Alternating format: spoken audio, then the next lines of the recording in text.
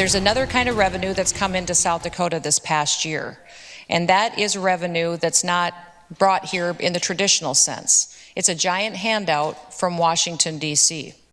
Governor Noem in her annual budget address today, saying she was hesitant to accept federal COVID relief dollars, but decided in the end that they could be used for the good of South Dakota.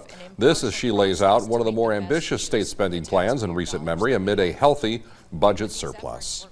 Good evening, everyone. I'm Brian Allen. Andrea has the night off. Some of the biggest targets for spending increases include raises for teachers and healthcare providers, as well as boosting infrastructure projects, with some ideas even receiving praise from the other side of the political aisle. Our coverage begins tonight with Austin Goss. Governor Kristi Noem talked a lot about fiscal conservatism and how it was a driving factor when she drafted her budget.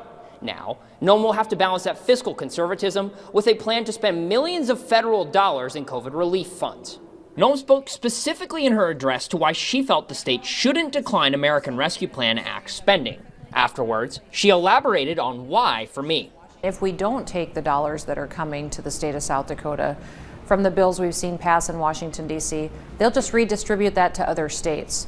The debt will still be incurred by the country. We'll still live with the rising inflation and the consequences of that debt, yet we won't have the opportunity to really set ourselves up for success. Noem laid out how she would like to spend millions of dollars to improve quality of life projects such as daycare, infrastructure, and housing. However, the governor said that she intends to put aside 14.5% into budget reserves as opposed to the normal 10%. And that's because we have the revenue, and it's also recognizing what's happening outside of the borders of South Dakota. We do see some challenges ahead with the increased taxation that President Biden's talking about, increased regulation, the increased crunch on making sure there are penalties from federal government regulations that are coming, and then the inflation in costs and skyrocketing prices because of those policies.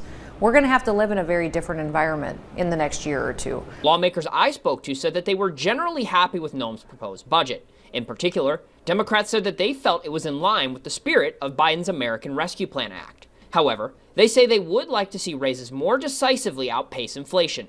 We also need to be cognizant, though, that that 6% just basically keeps us flat with the inflation that's going on around us. And so, while it's a huge and historic number, in order to get ahead, I think lots of states around us are going to be doing things like that.